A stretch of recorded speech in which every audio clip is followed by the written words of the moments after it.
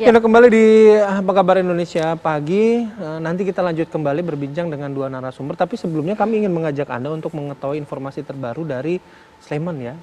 Untuk mengetahui kondisi rumah sakit di sana. Baik, kita langsung menuju ke RSUP Sarjito. Sudah ada rekan kami, Danita Riandini langsung dari sana. Selamat pagi, Danita. Selamat pagi Ratih, Bayu dan juga pemirsa. Di Rumah Sakit Umum Pusat Dr. Sarjito, Yogyakarta, saat ini informasi mengenai angka COVID-19, pihaknya juga terus mengupayakan mengoptimalkan begitu untuk pelayanan bagi pasien COVID-19. Dan khusus di bangsal COVID sendiri, bahkan pihak rumah sakit menyebutkan ada atau mendirikan tenda darurat. Tenda darurat ini difungsikan untuk pasien COVID-19 yang sedang antre sebelum mendapatkan perawatan ataupun memeriksakan di Rumah Sakit Umum Pusat Dr. Sarjito ini.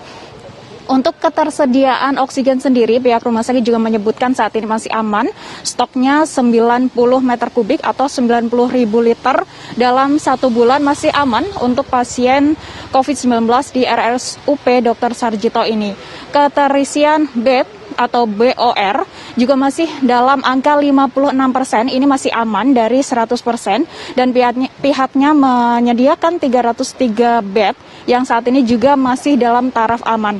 Berbicara mengenai BOR yang juga ada rumah sakit lain seperti di Rumah Sakit Umum Daerah di Sleman juga saat ini ada 95% BOR-nya, namun pihaknya juga sudah menambah bangsal untuk pasien COVID-19 sehingga ini sudah teratasi.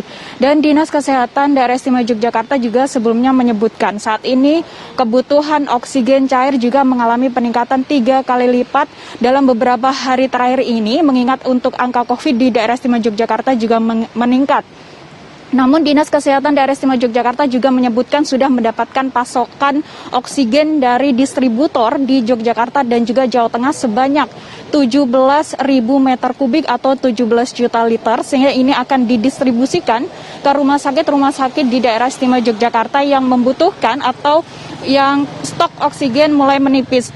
Untuk regulasi ataupun peraturan dari rumah sakit yang mendapatkan pasokan bantuan oksigen adalah jika 2 jam setelahnya masih aman untuk stok oksigen, maka dinyatakan rumah sakit tersebut masih aman dan akan dialihkan ke rumah sakit lain untuk didistribusikan pasokan oksigen. Data juga terbaru dari tanggal 28 Juni kemarin, di Yogyakarta untuk penambahan angka COVID-19 mencapai 859 per hari. Dan ini juga masih terbilang tinggi menurut Satgas Penanganan COVID-19 di Daerah Istimewa Yogyakarta, sehingga memang Pemda DIY juga masih memberlakukan untuk PPKM Mikro di Daerah Istimewa Yogyakarta.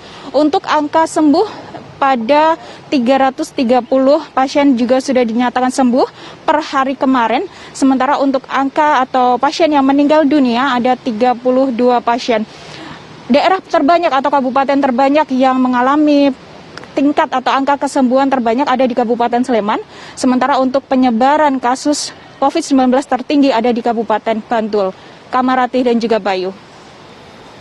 Baik, Danita Riandini mengabarkan langsung dari Yogyakarta. Kita kembali untuk berbincang. Saya mau ke Ibu Kustini. Ibu Kustini, tadi kalau soal vaskes mungkin sudah disiapkan ya, termasuk shelter-shelter tadi. Nah, untuk kampanye yang di rumah saja ini yang Ibu galangkan selama seminggu ke depan ini, apa esensi atau aspek-aspek yang ditekankan di sektor-sektor apa saja yang ditekankan untuk menekan mobilitas masyarakat di sana, mengingat juga kan pasti harus ada penyesuaian karakter, demografi dengan budaya sekitar, Bu.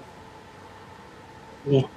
Saya sampaikan, Mas, edaran kami untuk di rumah saja ini yaitu karena saya melihat mobilitas masyarakat terlalu tinggi. Karena saya tuh kemarin sebelum ini saya tuh keliling, Mas, di wisata Jumat Sabtu Minggu itu saya keliling melihat situasi memang masyarakat mobilitasnya tinggi, sehingga saya mengharap apabila tidak ada keperluan tidak usah keluar rumah. Tapi bagi masyarakat yang memang harus kerja di luar, ya tetap pakai protokol kesehatan. Kadang-kadang masyarakat itu kalau memang sebagian banyak yang AB di dalam itu merasa di kampung itu sudah aman, sehingga banyak yang tidak pakai prokes untuk dirinya sendiri maupun lingkungannya. Tujuan kami adalah bagaimana menekan semaksimal mungkin untuk membantu menekan, mungkin jangan sampai nanti klaster-klaster ini tumbuh kembang lagi yang sudah merah ini, dengan kesadaran bersama, Mas. Baik, Ibu Kustini, sejauh ini sudah berapa lama peningkatan kasus di Sleman, kemudian data-data terkini seperti apa sih, Bu? Oh ya, ini perlu saya sampaikan bahwa memang kasusnya ini minggu-minggu ini terakhir yang tinggi, Mbak. Dimulai dari bulan Juni ini, di mana bulan Juni ini yang isolasi mandiri dan isolasi yang di rumah sakit itu jumlahnya sampai 4.652, Mbak. Oh. Dan yang isolasi mandiri sendiri yaitu ada 3.344. Sehingga kami memang mengharap adanya isolasi mandiri maupun nanti yang isolasi yang di shelter dan di rumah sakit ini, terus bagaimana menekan semaksimal mungkin yang ada di Kabupaten Sleman ini. Langkah secara konkret, Bu Bupati, apa yang diambil oleh Ibu dan juga jajarannya kalau melihat angka seminggu belakangan sudah tinggi, kemungkinan masih akan terus naik begitu, Bu? Yang lebih konkret dan juga lebih ketat seperti apa, Ibu? Ya, makanya kita mengadakan surat edaran. Setelah itu kita langsung melakukan koordinasi semua Forkopimda yang ada di Kabupaten Sleman. Setelah itu saya memberi tugas kepada kepala dinas bahwa langsung mendata shelter-shelter di kabupaten maupun di kelurahan. Di mana di kelurahan dengan kita mengadakan surat edaran kepada kelurahan mengadakan shelter, kita langsung bekerja keras terus untuk dinas kesehatan memantau dengan puskesmas setempat. Bagaimana kelengkapannya dan lain sebagainya. Adakah jam-jam malam yang diberlakukan di sana, Ibu? Untuk tempat makan, untuk mal-mal, ataupun tempat wisata? Ya, ini aturan kita baru ini, yaitu kita restoran, mal tetap buka, Mbak, karena memang untuk ekonomi. Tapi kita batasi yaitu sampai jam 20, jam 8. Jam 8. Dan untuk operasional objek wisata kita batasi sampai jam 5 sore. Wisatawan itu yang masuk kita sudah berupaya semaksimal mungkin tetap pakai protokol kesehatan, di mana dengan ketentuan ini wisatawan itu harus menjalankan protokol kesehatan, dan kalau masuk di luar daerah sudah pakai sudah di swab dan lain sebagainya. Oke, saya mau geser ke Dokter Alex. Dok, kalau Satgas memang sudah memprediksi ya peningkatan angka COVID setelah Lebaran gitu. Nah, kondisinya kan kita sudah sama-sama merasakan sekarang, bahkan tertinggi sampai 21.000 kemarin penambahan per hari. Nah, kalau dari modeling atau dari prediksinya Satgas COVID, angka ini akan terus bertambah sampai kapan, Dok? Ya, jadi perkiraan dari berbagai pakar epidemiologi bahwa ini akan terus berlangsung sampai dengan paling tidak di mid-Juli, dan kita bergerak berdasarkan perhitungan masa inkubasi. Tetapi bisa juga ini bergeser oleh karena memang sudah ditemukan berbagai varian baru di mana pola penularannya lebih cepat dan kemudian gejala klinisnya juga lebih infeksinya lebih menonjol. Oleh karena itu memang ini yang harus kita jaga sekarang. Tapi kuncinya semua itu adalah bagaimana di dalam kita masa-masa terjadi lonjakan kasus itu, penguatan implementasi PPKM Mikro itu bisa kita implementasikan dengan tegas dan ketat. Sebagaimana arahan Kasatgas COVID-19 Nasional, Letnan Jenderal Gandhi Warsito, bahwa kita harus bisa melockdownkan zonasi merah, melockdownkan klaster keluarga, dan melockdownkan diri sendiri. Jadi sepanjang diri sendiri itu membatasi mobilisasinya, keluarga membatasi pergerakannya, tentu proses penularan ini bisa akan terkontrol. Oleh karena itu memang mesti ada komitmen bersama.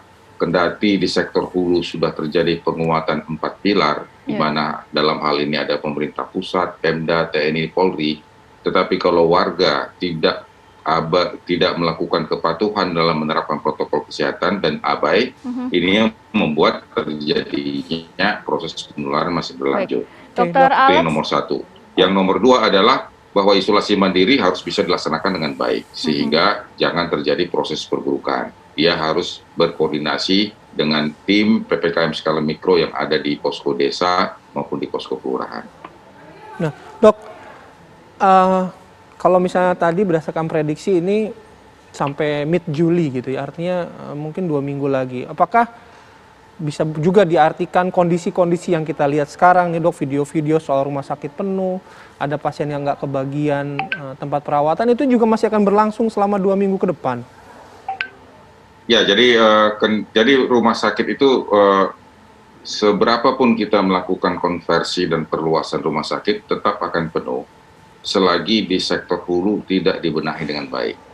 Karena persoalan infeksi, persoalan menular, persoalan perburukan itu semua ada di sektor hulu. Sehingga oleh karena itu dengan pengetatan implementasi PPKM skala mikro, pembatasan mobilisasi di zona merah, ini salah satu kuncinya. Di samping juga memang serbuan vaksin harus dilakukan. Vaksinasi salah satu untuk meningkatkan proteksi. Pemerintah tetap komit untuk menyelenggarakan pelayanan rumah sakit. Buktinya adalah untuk di Jakarta, 3 rumah sakit besar, Rumah Sakit Persahabatan, Rumah Sakit Sulianti Suroso, Fatmawati itu sudah dedicated untuk COVID. Dan berbagai rumah sakit rujukan lainnya sudah dikonversi bahkan sampai 50%, 60% untuk peningkatan kapasitas tempat tidur baik di ruang isolasi maupun di ruang ICU. Tapi ini juga harus mengikuti dari SDM dan logistik. Oleh karena itu sebenarnya ini tidak akan selesai kalau proses di hulu tidak bisa diselesaikan. Iya, gitu. benar. Ya, gimana? Dokter Alex, tapi kondisinya saat ini tadi memang dikatakan oleh rekan kami yang berada di wilayah Yogyakarta bahwa memang masih penuh, bahkan di beberapa rumah sakit juga ada yang menghentikan penerimaan pasien positif COVID-19 baru untuk ditangani di rumah sakit tersebut, belum lagi oksigen yang menipis. Kalau hal-hal seperti itu, penanganan seperti apa, dok, dari Satgas? Yang penting kita harus bisa mengingatkan kembali bahwa penyakit COVID itu ada kategori tanpa gejala, gejala ringan, gejala sedang, gejala berat, dan gejala kritis. Kalau gejala berat, gejala kritis ini sasarannya adalah di ICU. Dia memerlukan oksigenasi yang terus-menerus. Gejala sedang perlu oksigen, tetapi oksigen mungkin cukup dengan pelayanan dengan HFNC atau rebreathing mask atau non-rebreathing mask. Gejala ringan, ini mobilitas masih baik. Oleh karena itu, mereka yang masih di gejala ringan, ini bisa diisolasi mandiri atau karantina terpusat. Mereka yang di gejala berat, di gejala kritis, inilah yang memerlukan pelayanan yang intensif. Oleh karena itu memang di UGD, kenapa terjadi antrian untuk melakukan triase, untuk memisahkan mana yang critical illness, mana yang gejala berat, mana yang sedang. Ini yang sudah dilakukan pemerintah. Dan kemudian penambahan kapasitas di ICU tidak semata-mata harus ventilator, karena bisa juga menggunakan high flow nasal cannula, HFNC. Jadi dengan memberikan oksigenasi, ini akan kita harapkan akan ada recovery. Di samping juga persediaan logistik farmasi juga harus menjadi salah satu kata kunci, di mana obat-obatan harus tersedia, dan ini juga sudah dipersiapkan oleh Kementerian Kesehatan dan Dinas Kesehatan. Yang penting bagi kita semua masyarakat, jangan panik dan jangan terlalu ketakutan.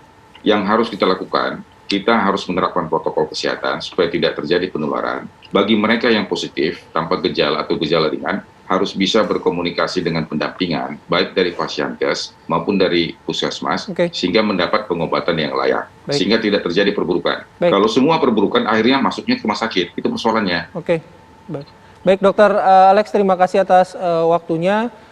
Selamat beraktivitas kembali, salam sehat. Kita jeda terlebih dahulu, nanti kami juga akan masih berbincang dengan Ibu Kustini, Bupati Sleman, termasuk juga laporan langsung ya, masih dari wilayah Yogyakarta. Sesaat lagi di Apa Kabar Indonesia Pagi.